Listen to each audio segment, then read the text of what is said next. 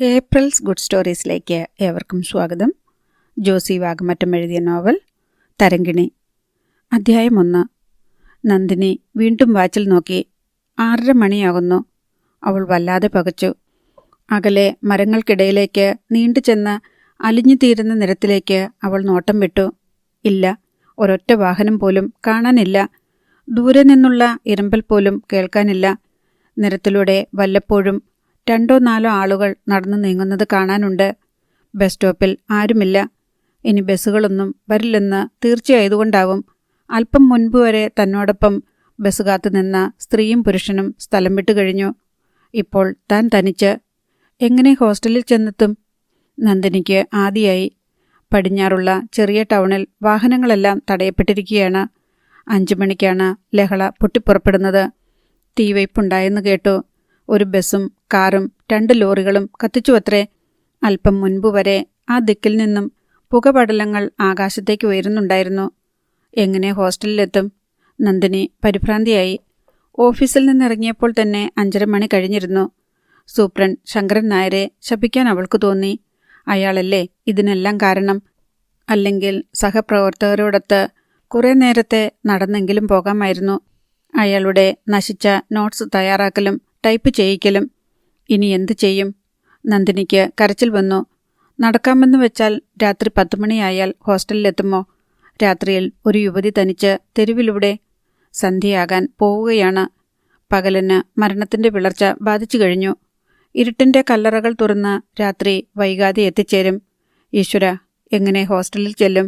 നെഞ്ചിൽ കൈവച്ച് നന്ദിനി തേങ്ങി. നിരത്തിന്റെ ദൂരങ്ങളിലേക്ക് അവൾ വീണ്ടും പ്രതീക്ഷയോടെ നോക്കി. കുറേ സമയത്തിന് ശേഷം അകലെ നിന്ന് നേർത്ത ഇരമ്പൽ കേൾക്കാറായി. നിമിഷങ്ങൾക്കകം മരങ്ങൾക്കിടയിലെ റോഡിലൂടെ വെളുത്ത കാർ സാവധാനം ഓടിച്ചു വരുന്നതും കണ്ടു. എന്തായാലും വേണ്ടില്ല, രണ്ടും കൽപ്പിച്ച് കൈ നീട്ടുക തന്നെ. അവൾ റോഡിലേക്ക് നീങ്ങി നിന്നു.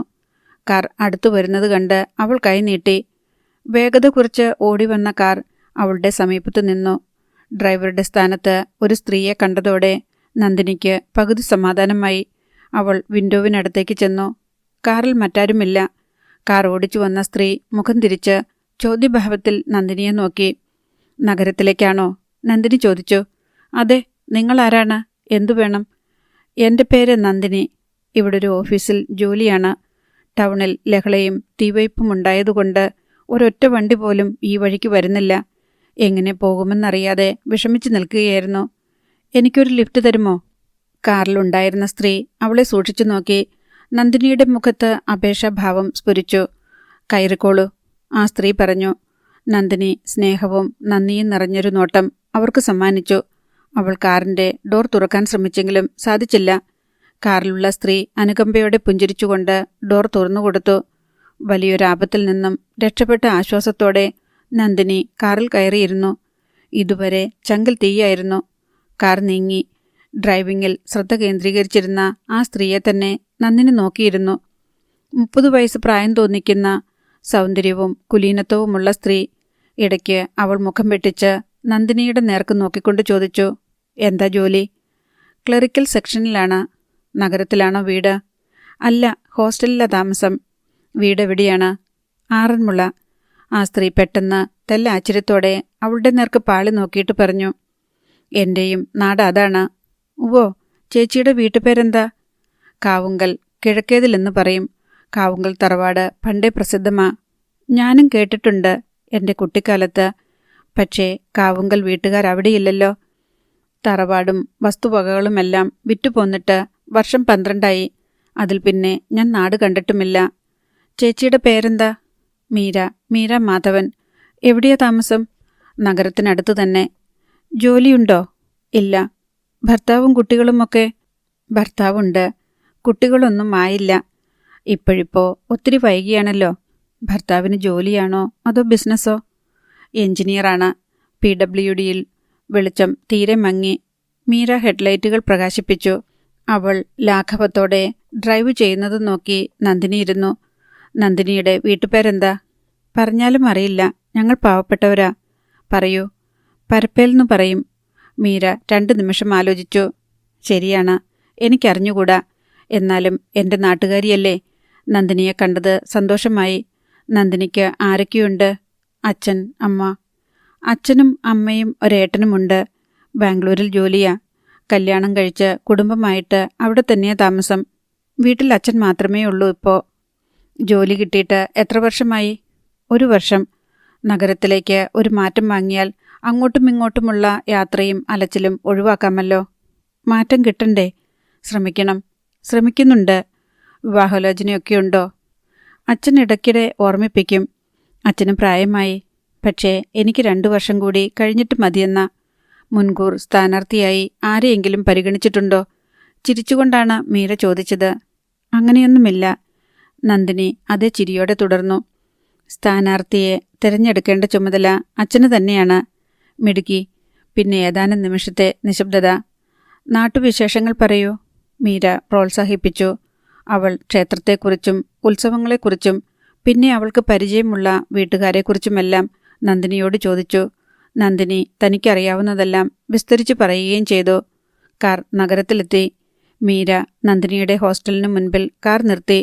നന്ദിനി കാറിൽ നിന്നിറങ്ങി. വളരെ നന്ദി ചേച്ചി.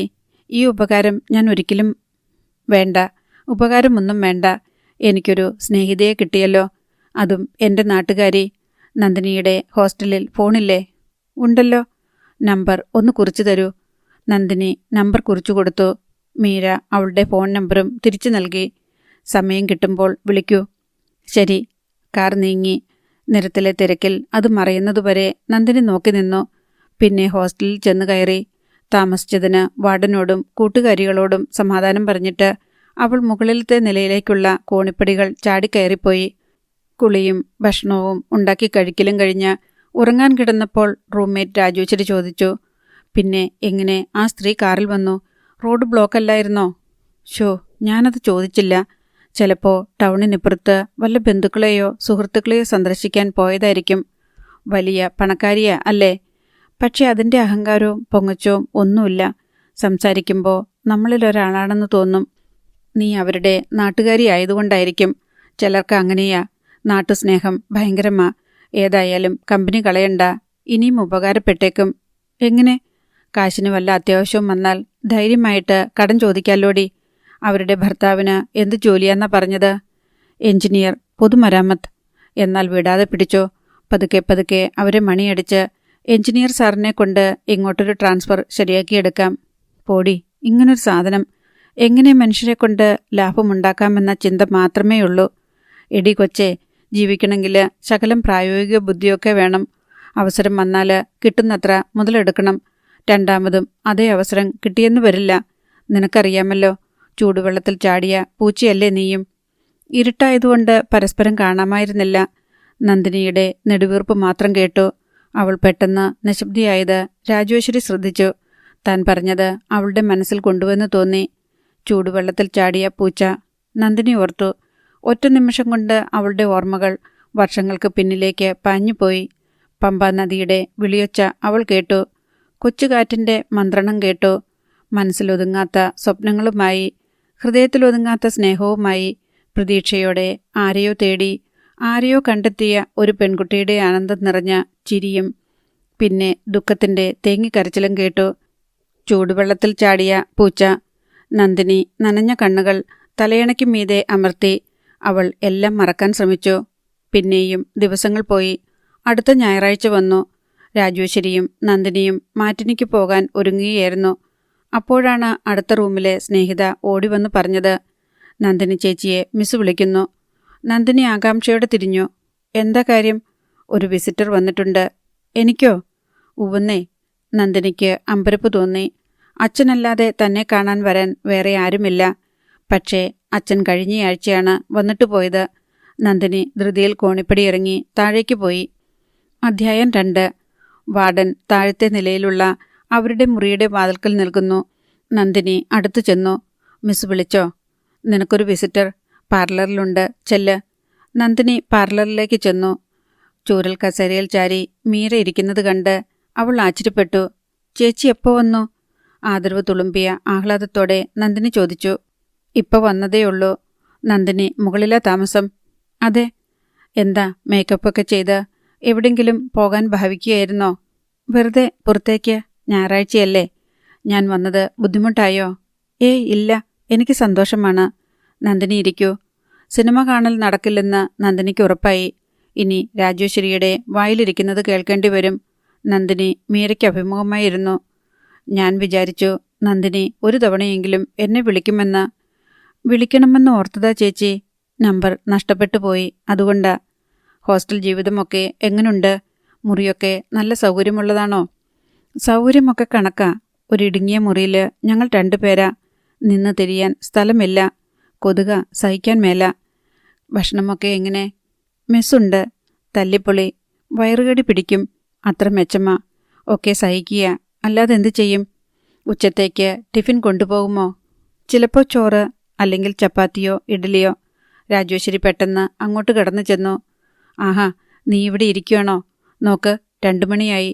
താമസിച്ചാൽ ടിക്കറ്റ് കിട്ടില്ല. രാജി, ഇതാണ് ഞാൻ പറഞ്ഞ മീര ചേച്ചി. എന്നെ കാറിൽ കൊണ്ടുവന്ന് വിട്ട ആള്. നന്ദിനി മീരയെ കൂട്ടുകാരിക്ക് പരിചയപ്പെടുത്തി. അവൾ തുടർന്നു. ഇത് രാജേശ്വരി, എൻ്റെ റൂംമേറ്റാണ്. P&Tയിൽ ജോലി. 2 പേരും പരസ്പരം പുഞ്ചിരി കൈമാറി. നിങ്ങൾ സിനിമയ്ക്ക് പോകാൻ തുടങ്ങുകയായിരുന്നു അല്ലേ? ശരി, ഞാനായിട്ട് സമയം കളയുന്നില്ല. മീര എഴുന്നേറ്റു. ചേച്ചി ഇനി എങ്ങോട്ടാ? ഞാൻ ഷോപ്പിങ്ങിന് ഇറങ്ങിയതാ. സൺഡേ മാർക്കറ്റിൽ ഒന്ന് പോകണം. വന്ന വഴിക്ക് നന്ദിനിയെ ഒന്ന് കാണാമെന്ന് കരുതി. എൻ്റെ നാട്ടുകാരിയല്ലേ. മൂവരും കൂടി വെളിയിലിറങ്ങി. റൂം പൂട്ടിയോ? നന്ദിനി ചോദിച്ചു. ഞാൻ മിസ്സിനോടൊന്ന് പറഞ്ഞിട്ട് വരട്ടെ. രാജേശ്വരി മിസ്സിൻ്റെ റൂമിലേക്ക് പോയി. നന്ദിനിയും മീരയും റോഡിലേക്ക് ഇറങ്ങി. ചേച്ചി വരുന്നോ സിനിമയ്ക്ക്? ഇല്ല. രാജേശ്വരി അപ്പോഴേക്കും എത്തി. കാറിൽ കയറിക്കൊള്ളൂ, ഞാൻ കൊണ്ടുവിടാം, മീര പറഞ്ഞു. വേണ്ട ചേച്ചി, അത് ബുദ്ധിമുട്ടല്ലേ. ഞാൻ സഹിച്ചു, കയറൂ. നന്ദിനിയും രാജേശ്വരിയും നിർബന്ധത്തിന് വഴങ്ങി. അവർ നിർദ്ദേശിച്ച തിയേറ്റർ ലക്ഷ്യമാക്കി കാർ നീങ്ങി. ചേച്ചി തനിയെയാണോ ഡ്രൈവ് ചെയ്യുക? ഡ്രൈവറില്ലേ? രാജേശ്വരി ചോദിച്ചു. ഡ്രൈവറുണ്ട്, പക്ഷേ എനിക്ക് ഡ്രൈവിംഗ് ഇഷ്ടമാണ്. ചേച്ചിയുടെ ഭർത്താവ് എഞ്ചിനീയർ ആണെന്നല്ലേ പറഞ്ഞത്? അതെ. അപ്പോൾ ചേച്ചി വിചാരിച്ചാൽ എൻ്റെ നന്ദിനിക്കുട്ടിയെ ഒന്ന് രക്ഷപ്പെടുത്താം അല്ലേ? പെട്ടെന്ന് നന്ദിനി മിണ്ടാതിരിക്കുക എന്ന് പിറുപിറുത്തുകൊണ്ട് അവളുടെ കൈത്തണ്ടയിൽ നുള്ളി. എങ്ങനെ രക്ഷപ്പെടുത്താമെന്ന് അദ്ദേഹത്തോട് പറഞ്ഞ നന്ദിനിക്ക് നഗരത്തിലേക്ക് ഒരു മാറ്റം വാങ്ങിക്കൊടുത്തുകൂടെ? ഭയങ്കര കഷ്ടപ്പാടാണെന്നേ ഈ കുട്ടിക്ക്. ദിവസം 3 രൂപ വണ്ടിക്കൂലി തന്നെയാകും. പിന്നെ അലച്ചിലും. മീര ഒന്നും മിണ്ടിയില്ല. തിയേറ്ററിന് മുൻപിൽ കാർ നിർത്തി. രാജേശ്വരിയും നന്ദിനിയും ഇറങ്ങി. ശരി, വീണ്ടും കാണാം. മീര കാറോടിച്ചു പോയി.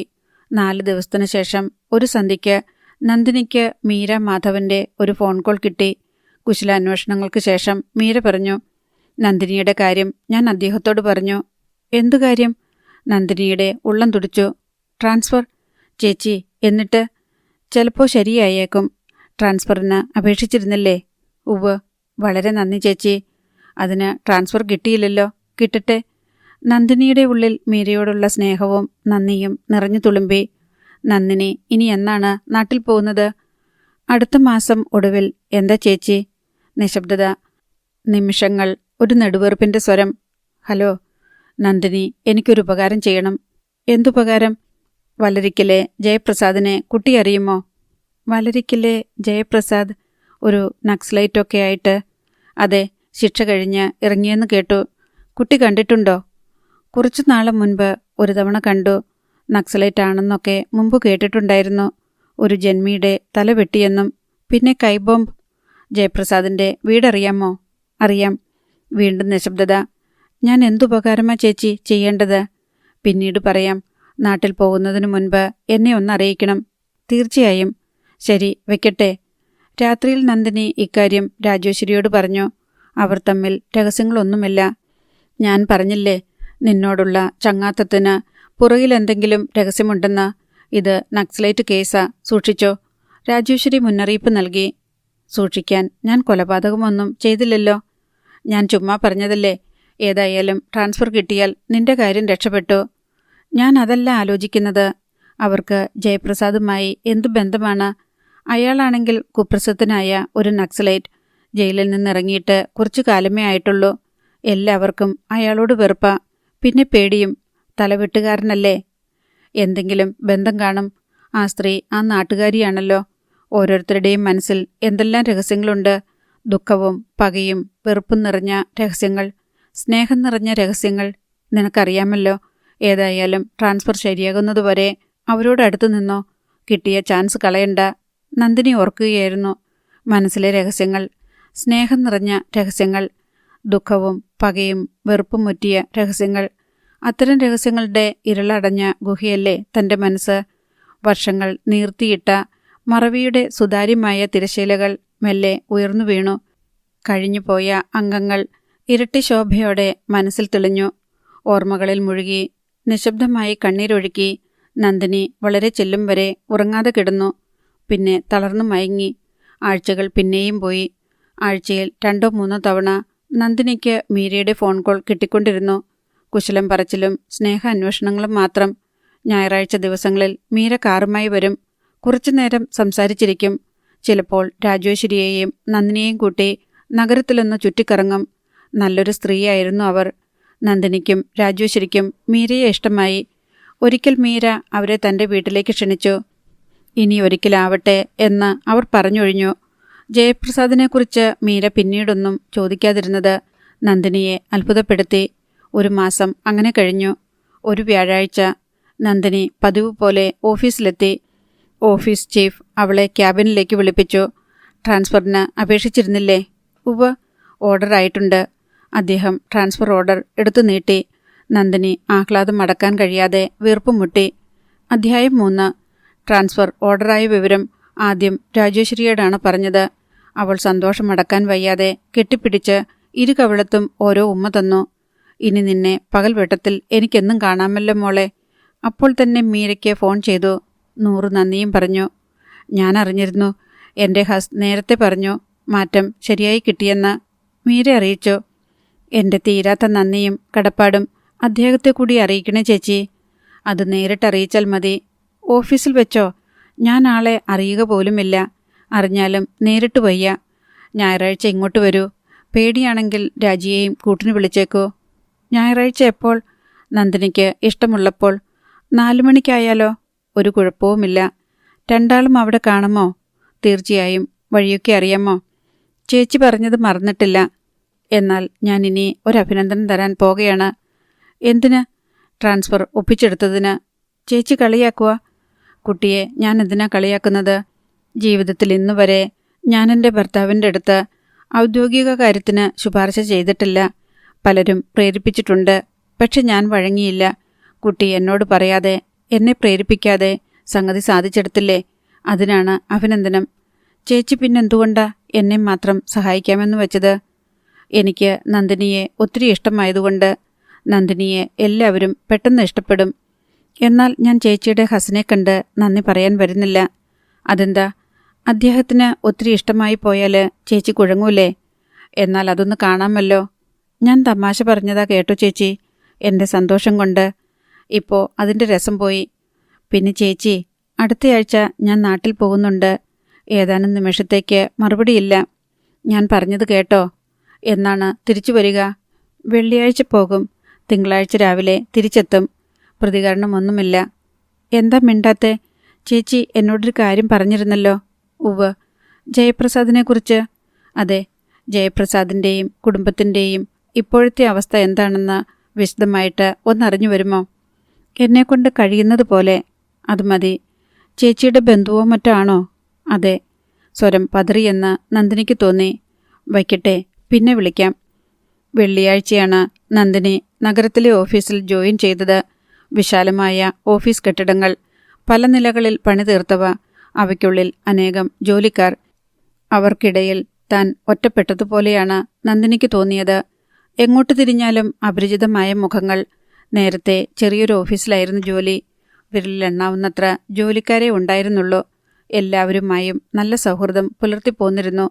ഒരു കുടുംബത്തിലെ അംഗങ്ങളെപ്പോലെ. എന്നു മാത്രമല്ല, എല്ലാവർക്കും തന്നോട് പ്രത്യേകിച്ചൊരു മമതയോ രക്ഷാകർതൃഭാവമോ ഉണ്ടായിരുന്നുവെന്ന് പലപ്പോഴും തോന്നിയിട്ടുണ്ട്. മീരയുടെ ഭർത്താവ് എക്സിക്യൂട്ടീവ് എഞ്ചിനീയർ ആണെന്നല്ലാതെ അദ്ദേഹത്തിൻ്റെ ശരിയായ പേര് പോലും നന്ദിനിക്ക് അറിയില്ലായിരുന്നു. മീര ഭർത്താവിനെക്കുറിച്ച് കൂടുതലൊന്നും പറഞ്ഞിരുന്നുമില്ല.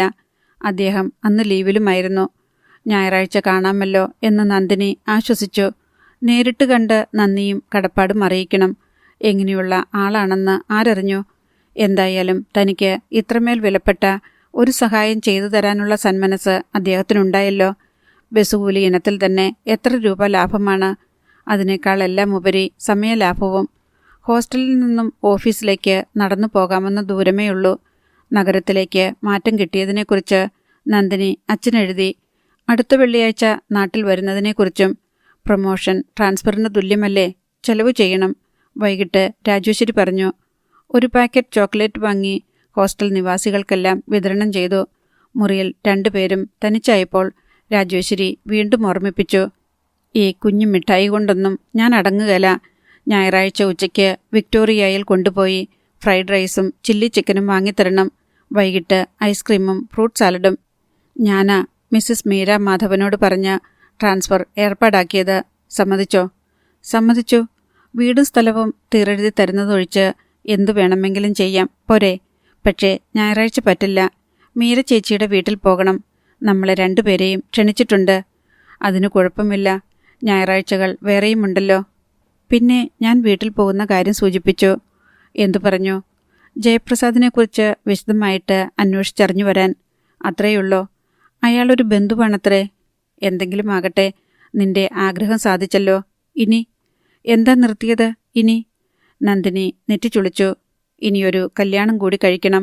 പ്രായം ഇത്രയും ആയില്ലേ? നന്ദിനിയുടെ ചുണ്ടിൽ വിഷാദത്തിൻ്റെ മൃദുഹാസം വിടർന്നു. എന്താ കല്യാണം കഴിച്ചാൽ? എനിക്കിനി കല്യാണമൊന്നും വേണ്ട. ചുമ്മാ പൊട്ടത്തരം പറയല്ലേ കേട്ടോ പെണ്ണെ. ഇപ്പോൾ നോക്കാനും അന്വേഷിക്കാനും നിനക്ക് അച്ഛനുണ്ട്. അച്ഛൻ്റെ കാലം കഴിഞ്ഞാലോ? എനിക്ക് ഞാൻ മാത്രം മതി. എന്നാൽ പിന്നെ നിനക്ക് വല്ല സന്യാസാശ്രമത്തിലും പോയിക്കൂടായിരുന്നോ? ജീവിക്കാൻ കൊതിയുള്ള വേറെ ഏതെങ്കിലും പെൺകുട്ടിക്ക് കിട്ടുമായിരുന്നല്ലോ ഈ ജോലി. നന്ദിനിയുടെ മുഖം മ്ലാനമായി. മോളെ, ജീവിതത്തോട് ഒരു കൈ നോക്കാൻ കച്ചകെട്ടി ഇറങ്ങിയവരാണ് നമ്മളെല്ലാം. എൻ്റെ മനസ്സിൽ ഒരു വിവാഹ ജീവിതത്തെക്കുറിച്ചുള്ള പ്രതീക്ഷയൊന്നുമില്ല. അതൊക്കെ എന്നെ നശിച്ചു. എനിക്കിനി അതിനുള്ള കരുത്തില്ല. കരുത്തെന്തിനാ? നീ അതിന് ബോക്സിംഗ് ചാമ്പ്യനെയൊന്നും കെട്ടണ്ട. ഒരു സാധാരണ മനുഷ്യനോടൊത്ത് ജീവിക്കാൻ ഈ കരുത്തും വലുപ്പവും ഒക്കെ മതി. നന്ദിനി നിശബ്ദയായി. പെണ്ണെ, നീയൊരു പാവമായി പോയി. ഒരിടത്ത് നഷ്ടം വന്നാൽ വേറൊരിടത്ത് ലാഭം എടുക്കണം. പക്ഷേ കാര്യങ്ങളൊക്കെ കുഴിച്ചു മൂടിക്കളയാൻ നിനക്കെന്താ വയ്യാത്തത്? വർഷം പലത് കഴിഞ്ഞില്ലേ? വയ്യ രാജി. എനിക്ക് എന്നെ മറക്കാൻ വയ്യ. എനിക്കെന്താ, അവസാനം നിനക്ക് നീ മാത്രമേ കാണൂ. രാജേശ്വരി എഴുന്നേറ്റ് ലൈറ്റ് അണച്ചിട്ട് കിടന്നു. രാജേശ്വരി ഓർത്തു, ഇപ്പോഴും കുട്ടിത്തം വിട്ടുമാറാത്ത കൊച്ചു മനസ്സ്. കരച്ചിലിൽ നിന്ന് ചിരിയിലേക്കോ ചിരിയിൽ നിന്ന് കരച്ചിലിലേക്കോ കടക്കാൻ ഒരു നിമിഷത്തെ ഇടവേള മതി. ഈശ്വര, ഈ പാവത്തിനൊരു നല്ല ജീവിതം കൊടുക്കണേ. രാജേശ്വരി മൂകയായി പ്രാർത്ഥിച്ചു. ഞായറാഴ്ച ഉച്ച കഴിഞ്ഞപ്പോൾ മുതലേ നന്ദിനിയും രാജേശ്വരിയും ഒരുക്കം തുടങ്ങി. മിസ്സിസ് മീര മാധവൻ്റെ വീട്ടിലേക്ക് പോകാൻ. എടി, ആ നീല പട്ടുസാരി എടുത്തോ. കാറും മണ്ണാങ്കട്ടയും ഒക്കെയുള്ള വീടാ. വലിയ ബംഗ്ലാവായിരിക്കും. എഞ്ചിനീയറല്ലേ അവരുടെ ഭർത്താവ്. നമ്മൾ വേഷത്തിലൊട്ടും കുറയ്ക്കണ്ട. രാജേശ്വരി പ്രത്യേകം നിർദ്ദേശിച്ചു. അങ്ങനത്തെ വീട്ടിലേക്കൊക്കെ കയറി ചെല്ലാൻ എനിക്ക് പേടിയാ. ഞാൻ കൂടെയുള്ളപ്പോൾ നീ പേടിക്കണ്ട. 3 മണിയായപ്പോഴേക്കും 2 പേരും അണിഞ്ഞൊരുങ്ങിയിറങ്ങി. ഓട്ടോറിക്ഷ എടുത്തു പോകാം. നിനക്ക് സ്ഥലം അറിയാമല്ലോ, രാജേശ്വരി പറഞ്ഞു. സ്ഥലം അറിയാൻ ബുദ്ധിമുട്ടുണ്ടായില്ല. ഫുട്ബോൾ മൈതാനത്തിന് മുൻപിൽ ഓട്ടോ നിർത്തിയിറങ്ങി. മീര പറഞ്ഞ അടയാളങ്ങളോട് കൂടിയ വീട് കണ്ടു. ഗേറ്റ് കടന്ന് അവർ മുറ്റത്തെത്തി. ഭംഗിയുള്ള വലിയ വീട്, പൂന്തോട്ടവും കാർ പോർച്ചും. പരിങ്ങി നിന്ന നന്ദിനിയെ വലിച്ചുകൊണ്ട് രാജേശ്വരി സിറ്റൗട്ടിലേക്ക് കയറി. എന്നിട്ട് ഡോർബെല്ലിൽ വിരലമർത്തി. മീര വന്ന് വാതിൽ തുറന്നു. ആഹാ, നേരത്തെ എത്തിയല്ലോ, കയറി വരൂ. അവൾ ആഹ്ലാദത്തോടെ അവരെ അകത്തേക്ക് സ്വീകരിച്ചനയിച്ചു. ഞങ്ങൾ അരമണിക്കൂർ നേരത്തെ പോന്നു, രാജേശ്വരി പറഞ്ഞു. മീര അവരെ സ്വീകരണ മുറിയിൽ കൊണ്ടുചെന്നിരുത്തി. നിങ്ങളിരിക്ക്, ഞാൻ കുടിക്കാനെടുക്കാം. മീര ഡൈനിങ് ഹാളിലേക്ക് പിൻവാങ്ങി. നിമിഷങ്ങൾക്കകം 2 കപ്പ് ചായയുമായി വന്നു. ഞാനൊന്ന് കുളിക്കാൻ തുടങ്ങുകയായിരുന്നു. ഇവിടുത്തെ കക്ഷി പുറത്തേക്ക് പോയിരിക്കുക. ഉടനെ വരും. ഒരു 10 മിനിറ്റ്. മേലെന്ന് കഴുകിയിട്ട് വരാം. ക്ഷമിക്കണേ. ധൃതിയിൽ അത്രയും പറഞ്ഞിട്ട് മീര ബാത്റൂമിലേക്ക് ഓടി. ഏറ്റവും ആധുനികമായി ഫർണിഷ് ചെയ്ത ആ മുറിയിലാകെ കണ്ണോടിക്കുകയായിരുന്നു നന്ദിനി. കൈക്കൂലിയ ഇതെല്ലാം, രാജേശ്വരി പതുക്കെ പറഞ്ഞു. മിണ്ടാതിരിക്കെ, നന്ദിനി ശാസിച്ചു. പോർച്ചിൽ കാർ വന്ന് നിൽക്കുന്ന ശബ്ദം. കക്ഷി വന്നുവെന്ന് തോന്നുന്നു. രാജേശ്വരി പിറുപിറുത്തു. ഷോ, എനിക്ക് പേടിയാ. മീര ചേച്ചി കുളിക്കാൻ കണ്ട നേരം. നന്ദിനി കൈ കുടഞ്ഞു. മീര, വാതിൽ കടന്നുവരുന്ന വിളിയൊച്ച. രാജേശ്വരിയും നന്ദിനിയും എഴുന്നേറ്റ് നിന്നു. നിങ്ങളെത്തിയോ എന്ന് ചോദിച്ചുകൊണ്ട് മുറിയിലേക്ക് കടന്ന അയാൾ പെട്ടെന്ന് നിന്നു. നന്ദിനി ഇപ്പോഴാണ് മുഖമുയർത്തിയത്. ഒറ്റ നിമിഷം കൊണ്ട് അവൾ നടുങ്ങി വിളറി. സേതുമാധവൻ. അവളുടെ ദേഹം വിറകൊണ്ടു. അയാളും നന്ദിനിയെ നോക്കി സ്തംഭിച്ചങ്ങനെ നിൽക്കുകയായിരുന്നു. അധ്യായം 4. ഓട്ടോറിക്ഷയിൽ നിന്നും ഇറങ്ങിയ ഉടനെ നന്ദിനി അതിവേഗം ഹോസ്റ്റലിലേക്ക് കയറിപ്പോയി. രാജേശ്വരി ചാർജ് കൊടുത്തിട്ട് പുറകെ ചെന്നു. കോണിപ്പടിയുടെ മുകളിൽ നന്ദിനി തിരിഞ്ഞു മറയുന്നു. രാജേശ്വരി പടികൾ ഒന്നിടവിട്ട് കയറി മുകളിലെത്തി. നേരെ മുറിയിലേക്ക് ചെന്നു. നന്ദിനി കിടക്കയിൽ കമിഴ്ന്നു കിടന്ന് തലയിണയിൽ മുഖമിട്ടലച്ച് കരയുന്നു. രാജേശ്വരി അമ്പരപ്പോടെ അവളുടെ അടുത്ത് ചെന്നിരുന്നു. നന്ദിനി, ദയവ് ചെയ്തു പോകൂ. കരച്ചിലിനിടയിൽ നന്ദിനി ചീറി. രാജേശ്വരി വിഷണ്ണയായി അവളെ നോക്കിയിരുന്നു. പിന്നെ എഴുന്നേറ്റ് ചെന്ന് വാതിലടച്ചു. ബെഡ്ഷീറ്റ് വായ്ക്കുള്ളിൽ തിരുകി ഇരു കൈകൊണ്ടും തലയിണയിൽ അള്ളിപ്പിടിച്ച് നന്ദിനി കരയുകയാണ്. രാജേശ്വരിക്ക് ആദ്യം ഒന്നും മനസ്സിലായില്ല. മീരയുടെ വീട്ടിൽ വെച്ച് അവളുടെ ഭർത്താവിനെ കണ്ടത് ഓർത്തു. രണ്ടുപേരും ഇടിവെട്ടേറ്റതുപോലെ നിൽക്കുകയായിരുന്നു. ഒരക്ഷരം മിണ്ടാതെ അയാൾ പെട്ടെന്ന് മറ്റൊരു മുറിയിലേക്ക് കയറിപ്പോവുകയാണ് ചെയ്തത്. കുളി കഴിഞ്ഞെത്തിയ മീരയോട് നന്ദിനിക്ക് സുഖമില്ല, പെട്ടെന്നൊരു തലചുറ്റലുണ്ടായി എന്ന് പറഞ്ഞിട്ട് നന്ദിനിയെയും കൂട്ടി പുറത്തിറങ്ങി ഓട്ടോറിക്ഷ പിടിച്ച് പോരുകയായിരുന്നു. തിരിച്ചു പോരുമ്പോൾ ഒരക്ഷരം മിണ്ടാതെ വിവരണവദനയായി ഇപ്പോൾ പൊട്ടിക്കരയുമെന്ന പോലെ ശ്വാസം മുട്ടലോടെയാണ് അവളിരുന്നത്. രാജേശ്വരി അവളുടെ ശിരസിൽ തലോടിക്കൊണ്ട് ബെഡിലിരുന്നു. ക്രമേണ കരച്ചിലിൻ്റെ ശക്തി കുറഞ്ഞു കുറഞ്ഞ് കരഞ്ഞു തളർന്ന ഒരു കുഞ്ഞിൻ്റെ ചിണുങ്ങൽ പോലെയായി. പിന്നെ നെഞ്ച് ഇളകിപ്പറഞ്ഞു പോരുമാറ് ശക്തിയാർന്ന തേങ്ങലുകളും. രാജേശ്വരി അവളെ തിരിച്ചു കിടത്തി. കണ്ണീരിൽ കുതിർന്ന മുഖം സാരിത്തലപ്പ് കൊണ്ട് തുടച്ചു. കരയാതിരിക്കൂ, ആരെങ്കിലും കണ്ടാൽ എന്തു വിചാരിക്കും? നന്ദിനി തേങ്ങലടക്കി തളർന്നു കിടന്നു. ഇടയ്ക്കിടെ ദീർഘമായ നിശ്വാസങ്ങൾ മാത്രം മുതിർന്നു. അത് അയാളാണോ മോളെ? രാജേശ്വരി പതുക്കെ ചോദിച്ചു. നന്ദിനി മൂളി. സേതുമാധവൻ. നീ പറഞ്ഞ സേതുവേട്ടൻ? നന്ദിനി വീണ്ടും ഏങ്ങലടിച്ച് കരയാൻ തുടങ്ങി. അവളുടെ ദുഃഖത്തിൻ്റെ ആഴം രാജേശ്വരിക്ക് മനസ്സിലായി. വർഷങ്ങൾക്ക് ശേഷം അപ്രതീക്ഷിതമായ ഒരു കണ്ടുമുട്ടൽ. വേദന നിറഞ്ഞ ഓർമ്മകളെ മനസ്സിൻ്റെ കല്ലറയിൽ അടയ്ക്കാനുള്ള തീവ്രശ്രമത്തിനിടയിൽ വീണ്ടും രാജേശ്വരി അവളുടെ തോളിൽ മൃദുവായി തട്ടിക്കൊണ്ട് അരികിൽ തന്നെയിരുന്നു. സേതുമാധവൻ, മീരയുടെ ഭർത്താവ്. മീരയ്ക്ക് എന്തെങ്കിലും സംശയം തോന്നിയിട്ടുണ്ടാവുമോ? ഉണ്ടാവാനിടയില്ല. സന്ധ്യയായപ്പോൾ രാജേശ്വരി നന്ദിനിയെ വിളിച്ചെഴുന്നേൽപ്പിച്ചു. ഇങ്ങനെ കിടന്നാൽ എങ്ങനെയാ? നീ എഴുന്നേറ്റ് ഒന്ന് കുളിക്ക്, സമാധാനമായിട്ടിരിക്കെ. കുട്ടി, ഞാനല്ലേ നിന്റെ കൂടെയുള്ളത്. നന്ദിനി അനുസരിച്ചു. സന്ധ്യയ്ക്ക് മീരയുടെ ഫോൺ കോൾ. രാജേശ്വരിയാണ് അറ്റൻഡ് ചെയ്തത്. എങ്ങനെയുണ്ട് നന്ദിനിക്ക്? മീര ചോദിച്ചു. ഓ, സാരമില്ല. കുഴപ്പമൊന്നുമില്ലല്ലോ? ഇല്ല. തലചുറ്റൽ പതിവായിട്ട് വരാറുള്ളതാണോ? ചിലപ്പോഴൊക്കെ. ഡോക്ടറെ കണ്ടോ? ഇല്ല, അതിന് മാത്രമൊന്നുമില്ല. അതുപോരാ, ഏതെങ്കിലും ഡോക്ടറെ കണ്ട് പരിശോധിപ്പിക്കണം. നാളെ കാണാമെന്ന് വച്ചിരിക്കുകയാണ്. നന്ദിനി എവിടെ? കിടക്കുകയാണ്, ക്ഷീണം. ഞാനങ്ങ് പേടിച്ചു പോയിട്ടോ. ഞാനും അതുകൊണ്ടാ പെട്ടെന്ന് പോന്നത്. കഷ്ടം, എൻ്റെ വീട്ടിൽ വന്നിട്ട് ഒന്നും മിണ്ടാൻ കൂടി പറ്റിയില്ലല്ലോ. സകല മൂടും പോയി. ചേച്ചിയുടെ ഭർത്താവില്ലേ എവിടെ? ഇല്ല, നിങ്ങൾ പോയ ഉടനെ ആരെയോ കാണാനുണ്ടെന്ന് പറഞ്ഞ് പുറത്തേക്ക് പോയി. അദ്ദേഹത്തിനും വിഷമമായി കാണും. രാജേശ്വരി അർത്ഥം വെച്ചാണ് പറഞ്ഞത്. എന്തു വിഷമം? അതൊന്നും സാരമില്ല. നന്ദിനിയോട് ഡോക്ടറെ കാണാൻ പറയണേ. പറയാം. വയ്ക്കട്ടെ? ഓക്കെ. ഹാവു. രാജേശ്വരി ദീർഘമായി നിശ്വസിച്ചു. മീര ചേച്ചിക്ക് സംശയമൊന്നും തോന്നിയിട്ടില്ല. രാത്രിയിൽ നന്ദിനി ഭക്ഷണം ഒന്നും കഴിച്ചില്ല. വിശപ്പില്ലെന്ന് പറഞ്ഞ് ഒഴിഞ്ഞു. ഉറങ്ങാൻ കിടന്നപ്പോൾ അവൾ സങ്കടത്തോടെ പറഞ്ഞു, രാജി, ഞാനിനി ജോലിക്ക് പോകുന്നില്ല. മണ്ടത്തരം പറയാതെ കിടന്നുറങ്ങ. ഇല്ല, കൊന്നാലും ഞാൻ പോവില്ല. എന്തുപറ്റി കുട്ടി നിനക്ക്? അയാളുടെ കീഴിൽ ജോലി ചെയ്യാൻ എനിക്ക് വയ്യ. അയാളെ കാണാൻ വയ്യ. അയാളെന്താ നിന്നെ പിടിച്ചു തിന്നുവോ? എനിക്ക് വയ്യ രാജി. എനിക്ക് ട്രാൻസ്ഫർ വേണ്ടായിരുന്നു. സത്യമായിട്ടും വേണ്ടായിരുന്നു. ഇനി ഞാൻ എന്ത് ചെയ്യും? ജോലി രാജിവെച്ചാലോ എന്ന് തോന്നുകയാ. എലിയെ തോൽപ്പിച്ച് ഇല്ലം ചുട്ടെന്ന് കേട്ടിട്ടേയുള്ളൂ. രാജിക്കറിയോ, അയാളുടെ സഹായം കൊണ്ടാണല്ലോ എനിക്ക് ഈ മാറ്റം കിട്ടിയതെന്ന് ഓർക്കുമ്പോൾ തൊലി പൊളിയണ പോലെ തോന്നുന്നു. കുറെ തൊലി അങ്ങ് പൊളിയട്ടെ. അറിഞ്ഞുകൊണ്ടല്ലോ നീ അയാളുടെ സഹായം സ്വീകരിച്ചത്. എന്നാലും രാജി, എൻ്റെ ആത്മനിന്ദ എന്തുമാത്രമാണെന്നറിയോ? എനിക്കറിയാം. പക്ഷേ ഇനി വേറെ എന്തു വഴി? എൻ്റെ ഈശ്വര, എന്നെ ഇങ്ങനെ വേദനിപ്പിക്കാനായിട്ട് ഞാൻ എന്ത് തെറ്റാ ചെയ്തത്? നന്ദിനി വിങ്ങിപ്പൊട്ടി. നിന്നോടാര് പറഞ്ഞു വേദനിക്കാൻ? നീ ഇങ്ങനൊരു തൊട്ടാവാടിയായിട്ടല്ലേ? ഞാനെങ്ങാനുമായിരുന്നു നിന്റെ സ്ഥാനത്തെങ്കിൽ ചുമ്മാ കൂളായിട്ട് ചെന്ന് അയാൾക്കൊരു ഷേക്ക് ഹാൻഡ് കൊടുത്തിട്ട് ചോദിച്ചേനെ, hello Sethumadhavan, how are you എന്ന്. വേറെ 4 ഡയലോഗും കാച്ചിയേനെ. നന്ദിനി പിന്നെയൊന്നും മിണ്ടിയില്ല. കുറെ കഴിഞ്ഞ് രാജേശ്വരി ഉറങ്ങി. രാത്രിയിലെപ്പോഴോ കരച്ചിൽ കേട്ട് ഉണർന്നു. നന്ദിനിയുടെ കട്ടിലിൽ നിന്നാണ് അടക്കിപ്പിടിച്ചുള്ള കരച്ചിൽ. എഴുന്നേറ്റ് ചെന്ന് അവളെ ആശ്വസിപ്പിക്കണമെന്ന് തോന്നി. പിന്നെ വിചാരിച്ചു, കരയട്ടെ, ദുഃഖം കുറെ ഒഴുകിത്തീരട്ടെ. പാവം, ഇതുവരെ ഉറങ്ങാതെ സങ്കടപ്പെട്ട് കിടക്കുമായിരുന്നുവോ? ആ കണ്ടുമുട്ടൽ അവളുടെ മനസ്സിനെ വല്ലാതെ ഉലച്ചിട്ടുണ്ട്. അവളെ കുറ്റം പറഞ്ഞിട്ട് കാര്യമില്ല. എങ്ങനെയാണ് മറക്കാൻ കഴിയുക ഒരു സ്ത്രീക്ക്? നന്ദിനിയെപ്പോലെ നിഷ്കളങ്കിയായ ഒരു പെൺകിടാവിന്.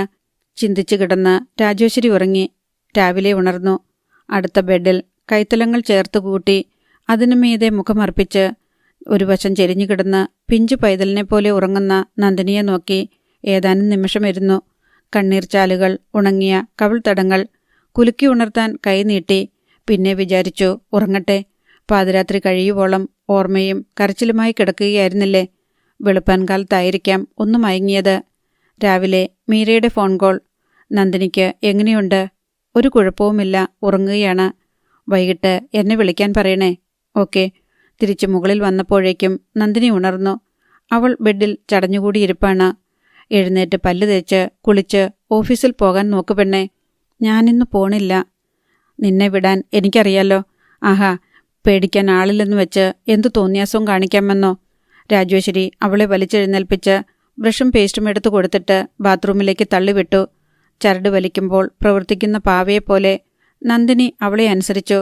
എന്നിട്ടും ഓഫീസിൽ പോകാൻ സമയമായപ്പോൾ അവൾ പിൻവലിയാൻ ശ്രമിച്ചു. എനിക്ക് പേടിയാ പോകാൻ. പേടിക്കാനെന്താ? നീ അയാളോട് തെറ്റൊന്നും ചെയ്തില്ലല്ലോ. എന്നാലും എൻ്റെ ഓഫീസറല്ലേ. എന്നെ അയാൾക്ക് ദ്രോഹിക്കാൻ എന്തെളുപ്പമാ? ഒക്കെ നിന്റെ തോന്നല. ഒരുപക്ഷെ അയാൾക്ക് നിന്നെയായിരിക്കും പേടി. എന്തിന്? നീ കഴിഞ്ഞ കാര്യങ്ങളൊക്കെ മീരയോട് പറഞ്ഞ് കുടുംബത്തിൽ കലഹമുണ്ടാക്കുമോ എന്ന്. അങ്ങനെയൊരു ആശയം നന്ദിനിയുടെ മനസ്സിലില്ലായിരുന്നു. നിനക്ക് വേണമെങ്കിൽ അയാളെ ബ്ലാക്ക്മെയിൽ ചെയ്യാം. അയാൾ വരച്ച വരയിൽ നിന്നോളും. പ്രൊമോഷനോ ക്യാഷ്വൽ ലീവുകളോ, അങ്ങനെ എന്തൊക്കെ സാധ്യതകളാ. ഞാനായിരിക്കണം നക്ഷത്രം എണ്ണിച്ചേനെ. എനിക്കൊന്നും വേണ്ട. എന്നെ ദ്രോഹിക്കാതിരുന്നാൽ മതിയായിരുന്നു. ഇല്ലടി, അടങ്ങി ഒതുങ്ങി വരുതിക്ക് നിന്നില്ലെങ്കിൽ മീരയുടെ അടുത്ത് ബോംബ് പൊട്ടിക്കുമെന്ന് ആദ്യമേ തന്നെ ഒറ്റ വാണിംഗ് കൊടുത്തേക്കണം. പിന്നെ യാതൊരു ശല്യവും ഉണ്ടാവുകയല്ല. വല്ല ഓണം കയറ മൂലയിലേക്കും സ്ഥലം മാറ്റിയാലോ? അതല്ലേ പറഞ്ഞത്, ഉപദ്രവിച്ചാൽ കുടുംബം കുളം തോണ്ടുമെന്ന് നേരത്തെ അറിയിച്ചേക്കണം. മിണ്ടാൻ പോലുമുള്ള ത്രാണി എനിക്കില്ല രാജി. എന്നെ ക്യാബിനിലേക്കെങ്ങാനും വിളിച്ചാൽ ഞാൻ ബോധം കെട്ടു വീഴും. എന്തായാലും നീ ധൈര്യമായിട്ട് പോ. പ്രളയം വരുന്നെങ്കിൽ വരട്ടെ, കാണാലോ. രാജേശ്വരി അവളെ ഉന്തിത്തള്ളി ഓഫീസിൽ പറഞ്ഞുവിട്ടു. നെഞ്ച് വിറകൊള്ളുന്നത്ര ഭീതിയോടെ അറച്ചറച്ചാണ് നന്ദിനി ഓഫീസിലെത്തിയത്. എക്സിക്യൂട്ടീവ് എഞ്ചിനീയറുടെ കണ്ണാടിക്കൂട്ടിലേക്ക് നോക്കിയതേയില്ല. ഭയമായിരുന്നു. 11 മണിയായിട്ടും ആ ക്യാബിൻ ഒഴിഞ്ഞു തന്നെ കിടന്നു. സേതുമാധവൻ വന്നിട്ടില്ല. നന്ദിനിക്ക് ആശ്വാസമായി. പിന്നെ അറിഞ്ഞു സേതുമാധവൻ ഒരാഴ്ചത്തെ ലീവിലാണ്. വധശിക്ഷയുടെ കാലാവധി നീട്ടിക്കിട്ടിയ തടവു പുള്ളിയെപ്പോലെ അവൾ സന്തോഷിച്ചു. വൈകിട്ട് രാജേശ്വരിയോട് വിവരം പറഞ്ഞു. ഒരു കണക്കിലത് നന്നായി. അപ്പോഴേക്കും ഓഫീസിലെ അന്തരീക്ഷവുമായി ഇണങ്ങിച്ചേരാമല്ലോ. പിന്നെ സാരമില്ല. മീരയെ വിളിക്കാൻ നന്ദിനിക്ക് ഭയമായിരുന്നു. സേതുമാധവനാണ് ഫോൺ എടുക്കുന്നതെങ്കിലോ? മീര ഇങ്ങോട്ട് വിളിച്ചതോടെ ആ ഭയവും തീർന്നു. മീര സുഖവിവരങ്ങളൊക്കെ അന്വേഷിച്ചു. ഡോക്ടറെ കാണണമെന്ന് ഉപദേശിക്കുകയും ചെയ്തു. വെള്ളിയാഴ്ച ഉച്ചയ്ക്ക് നാട്ടിലേക്ക് പോകുന്ന കാര്യം നന്ദിനി മീരയെ ഓർമ്മിപ്പിച്ചു. ശനിയാഴ്ച അവധി ദിവസമാണ്. തിങ്കളാഴ്ച രാവിലെ തിരിച്ചു വന്നാൽ മതി. വ്യാഴാഴ്ച വൈകുന്നേരം മീര ഫോണിലൂടെ നന്ദിനിയുമായി ബന്ധപ്പെട്ടു. ജയപ്രസാദിനെക്കുറിച്ചുള്ള വിവരങ്ങൾ അറിഞ്ഞു വരണമെന്ന് ശട്ടം കെട്ടി. വെള്ളിയാഴ്ച ഉച്ചകഴിഞ്ഞ് നന്ദിനി നാട്ടിലേക്ക് പുറപ്പെട്ടു. ബസ്സിലിരിക്കുമ്പോൾ നന്ദിനി വല്ലാതെ അസ്വസ്ഥയായിരുന്നു. 3 രാത്രി കൂടി കഴിഞ്ഞാൽ തിങ്കളാഴ്ചയായി. അന്ന് സേതുമാധവൻ ഓഫീസിലുണ്ടാവും. വീണ്ടും കണ്ടുമുട്ടൽ അനിവാര്യമാണ്. ഒഴിഞ്ഞു മാറുക സാധ്യമല്ല. എങ്ങനെ അഭിമുഖീകരിക്കും? ആ ദിവസം അവധിയില്ലാതെ നീണ്ടുപോകാൻ അവൾ ആശിച്ചു. അധ്യായം 5. കടവിലേക്ക് ഇറങ്ങിച്ചെല്ലാൻ ആറ്റുമാലിയിൽ നിന്ന് കെട്ടിയ കൽപ്പടികളിലെത്തി അവൾ നിന്നു. അനേക വർഷങ്ങളായി പതിയുന്ന കാൽപ്പാടുകളേറ്റ് തേഞ്ഞു തുടങ്ങിയ കൽപ്പടികൾ. ആറ്റിറമ്പിൽ നിന്നും അല്പം ഉള്ളിലേക്ക് മാറി നിലകൊള്ളുന്ന വീടിന് നേർക്ക് അവൾ ഒരു നിമിഷം നോക്കി. അവിടെ എന്തൊക്കെയോ പണി നടക്കുകയാണ്. ആ പഴയ കെട്ടിടം പൊളിച്ചു പണിയുകയാണെന്ന് തോന്നുന്നു. ഹൃദയത്തിലൂടെ നൊമ്പരത്തിൻ്റെ നേർത്ത നൂലിഴ വലിയുന്നു. അവിടെ നിന്നുകൊണ്ട് അവൾ എന്തെല്ലാമോ ഓർത്തു. ഈ പടികളിൽ കിലുക്കിയ ചിരി, ഈ പുഴയിൽ ഒഴുക്കിയ കണ്ണുനീർ. നന്ദിനി സാവധാനം കൽപ്പടികളിറങ്ങി കടവിലെത്തി. ആരുമില്ല. വെളുവെളുത്ത മണലോരങ്ങൾ കാട്ടി പമ്പ ചിരിച്ചു തുടങ്ങിയിരിക്കുന്നു. നന്ദിനി വസ്ത്രങ്ങൾ കഴുകി വെയിലത്ത് ഉണങ്ങാൻ വിരിച്ചിട്ടു. മുടി അഴിച്ചിട്ട് മാറിൽ കൈ പിണച്ച് അരയൊപ്പം വെള്ളത്തിലിറങ്ങി നിൽക്കെ അവൾക്ക് കോരിത്തെരിച്ചു. ചരിത്രാതീത കാലം മുതൽക്കേ പുണ്യസ്രോതസ്സായി മോക്ഷം തേടി ഒഴുകുന്ന പമ്പ, ഈ നദീതീരത്ത് പിച്ചവെച്ച കുട്ടിക്കാലം, ഇവളുടെ നെഞ്ചിൽ നീന്തിത്തുടിച്ച ബാല്യകൗമാരങ്ങൾ. ഈ മണൽപ്പുറത്താണ് ആദ്യ അനുരാഗത്തിൻ്റെ ആദ്യ അക്ഷരങ്ങൾ കുറിച്ചത്. എല്ലാ സ്വപ്നങ്ങളെയും കുഴിച്ചു മൂടിയതും ഈ മണൽപ്പുറത്ത് തന്നെ. പുതുക്കിപ്പണിഞ്ഞുകൊണ്ടിരിക്കുന്ന ആ വീടിന് നേർക്ക് അവൾ വീണ്ടും നോക്കി. ഓർമ്മയ്ക്ക് തീരെ പഴക്കമില്ല. അതുമാത്രം ഒരിക്കലും നശിക്കാത്ത പുതുമയോടെ ശേഷിക്കുന്നു. നന്ദിനി പെട്ടെന്ന് കുളിച്ചു കയറി. ഉണങ്ങാൻ വിരിച്ചിട്ട വസ്ത്രങ്ങൾ മടക്കിയെടുത്തുകൊണ്ട് വീട്ടിലേക്ക് പോയി. രാത്രി ഭക്ഷണം കഴിഞ്ഞ് അച്ഛനും അമ്മയും മകളും തിണ്ണയിൽ വന്ന് സംസാരിച്ചിരുന്നു. അച്ഛാ, ഞാനൊരു മീരച്ചേച്ചിയുടെ കാര്യം എഴുതിയിരുന്നില്ലേ? അവര് എന്നോട് ഒരു പ്രത്യേക കാര്യം പറഞ്ഞു വിട്ടിട്ടുണ്ട്. ഞാനത് അച്ഛനെ ഏൽപ്പിക്കാൻ പോവുക. അച്ഛനേറ്റോ? കാര്യം എന്താണെന്ന് പറയുക. ഇവിടെ ഒരു നക്സലൈറ്റില്ലേ, ജയപ്രസാദ്, തലവെട്ടിയിട്ട് ജയിലിൽ പോയ ആള്. അയാളെക്കുറിച്ചുള്ള വിവരങ്ങൾ ഒക്കെ ശേഖരിച്ചു തരണം. അതെന്തിനാ മോളെ? അതെനിക്കറിഞ്ഞുകൂടാ. എന്നോട് മീരച്ചേച്ചി ആവശ്യപ്പെട്ടു. സാധിച്ചു കൊടുക്കാമെന്ന് ഞാൻ ഏൽക്കുകയും ചെയ്തു. അവനെപ്പറ്റി എന്തു വിവരം വേണ്ടത്? അയാളുടെയും കുടുംബത്തിൻ്റെയും ഇപ്പോഴത്തെ അവസ്ഥ. ഓ, ഞാനൊന്ന് അന്വേഷിക്കട്ടെ. നീ എന്തിനാ കണ്ട നക്സലൈറ്റുകളുടെ കാര്യമൊക്കെ അന്വേഷിക്കാമെന്നേറ്റത്? ഭാർഗവിയമ്മ കുറ്റപ്പെടുത്തി. അവരല്ലേ അമ്മേ എനിക്ക് സ്ഥലം മാറ്റം വാങ്ങിത്തന്നത്. അതിനൊരു പ്രത്യുപകാരം ചെയ്യണ്ടേ?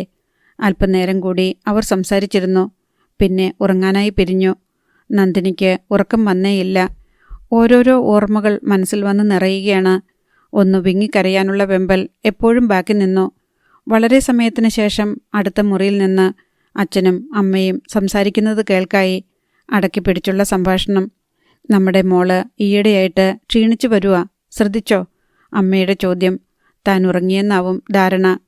ജോലിയാവുമ്പോൾ ക്ഷീണിച്ചും നന്നായുമൊക്കെ ഇരിക്കും. അച്ഛൻ്റെ മറുപടി.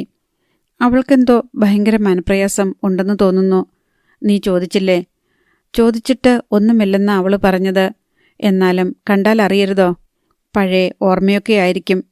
നമുക്ക് കണ്ണെത്താത്തടത്തല്ലേ അവളുടെ ജോലിയും താമസവും. അവളെ ആർക്കും കളിപ്പിക്കാൻ പറ്റും. ആരെയും അവൾ വിശ്വസിക്കും. എൻ്റെ പേടി. നിന്റെ പേടി? അല്ല, അവളെ ഇങ്ങനെ നിർത്തിയാൽ മതിയോ? വയസ്സെത്രയായി? നാട്ടുകാരെന്താ പറയുന്നേ? കറവപ്പശുവായിട്ട് നിർത്തിയിരിക്കുകയാണെന്നല്ലേ? പറയട്ടെ. അവൾക്കൊരു കല്യാണമൊക്കെ വേണ്ടേ? വേണം. വേണമെന്ന് പറഞ്ഞ ഇരുന്നാൽ മതിയോ? പിന്നെ പെട്ടെന്നങ്ങ് കെട്ടിക്കാൻ നമ്മുടെ നാട്ടുകാർ സമ്മതിക്കോ? ഒരാലോചന വന്നാൽ അത് മുടക്കാൻ ശട്ടം കെട്ടി ഇറങ്ങിയിരിക്കുകയല്ലേ ഓരോരുത്തർ. പഴങ്കഥ പറഞ്ഞു കൊടുക്കാനും പഴമ്പാട്ട് പാടി കേൾപ്പിക്കാനും എല്ലാം. അവളാണെങ്കിൽ കല്യാണമേ വേണ്ടെന്ന് പറഞ്ഞിരിക്കുക. അങ്ങനെ തുടങ്ങിയാൽ എന്തു ചെയ്യും? എൻ്റെ മോളുടെ മനസ്സ് നീ കണ്ടിട്ടില്ല ഭാർഗവി. അവളിപ്പോഴും എന്തുമാത്രം വിഷമം അനുഭവിക്കുന്നുണ്ടെന്ന് നിനക്കറിഞ്ഞുകൂടാ. പക്ഷേ എനിക്കറിയാം. എത്ര വർഷമായി ഇതുവരെ അവൾക്ക് അതൊന്നും മറക്കാൻ. ഒരു കൊച്ചു മനസ്സല്ലേ അവളുടേത്. നിനക്കറിഞ്ഞുകൂടെ? അതിന് വലിയൊരു മുറിവ് പറ്റി. അതത്ര പെട്ടെന്നൊന്നും പൊറുക്കുകയല്ല. എന്നും പറഞ്ഞിരുന്നാൽ എങ്ങനാ? ചെറുപ്പം പെട്ടെന്ന് അങ്ങോട്ട് പോകും. അത് കഴിഞ്ഞാൽ പിന്നെ കെട്ടാൻ ആരെങ്കിലും വരുമോ?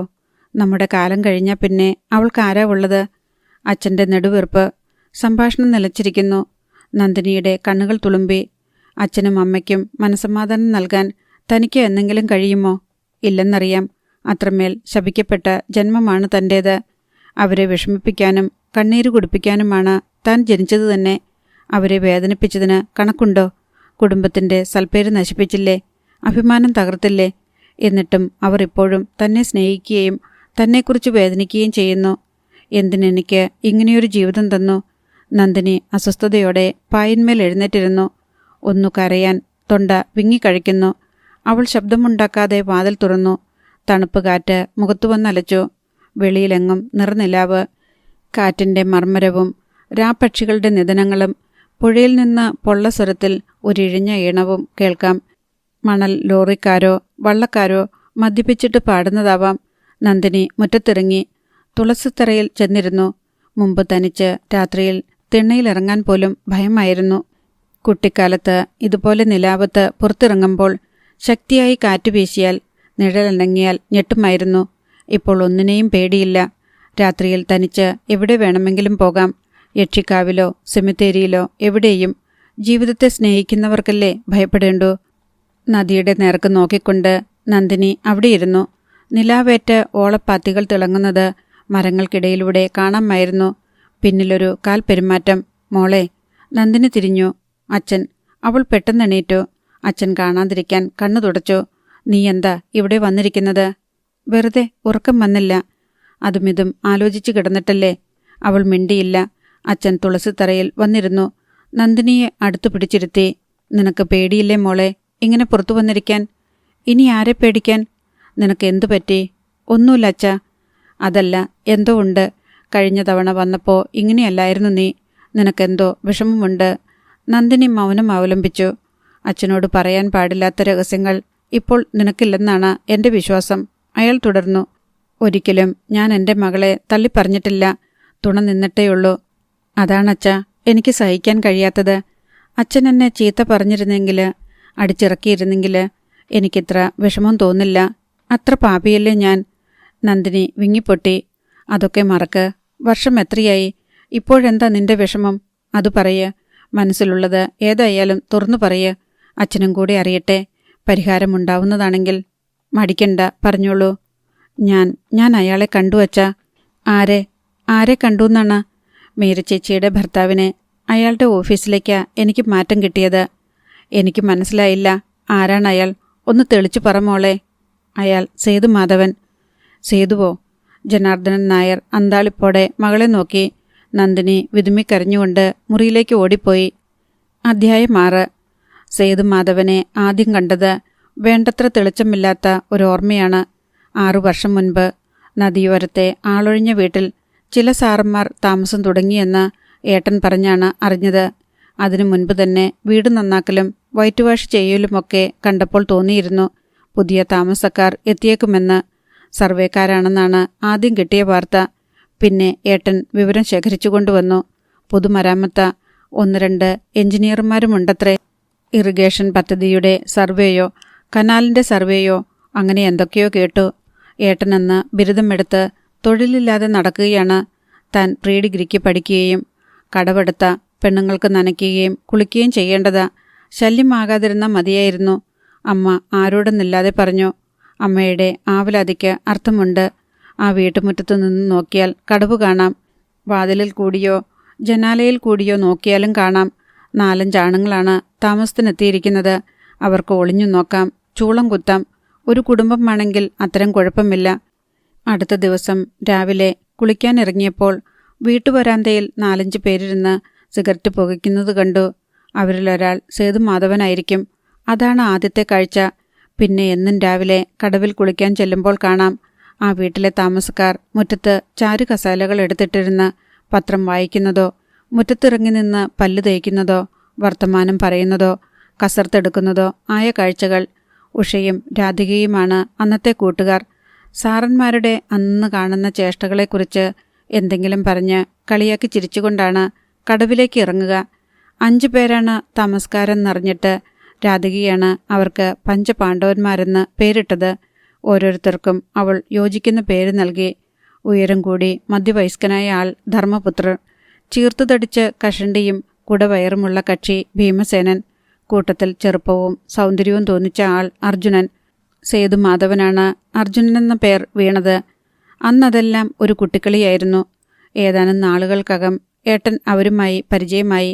എങ്ങനെയെന്നറിഞ്ഞുകൂടാ. അല്ലെങ്കിലും ഏട്ടന് അപരിചിതരെ സ്നേഹിതരാക്കാൻ നിമിഷങ്ങൾ മതി.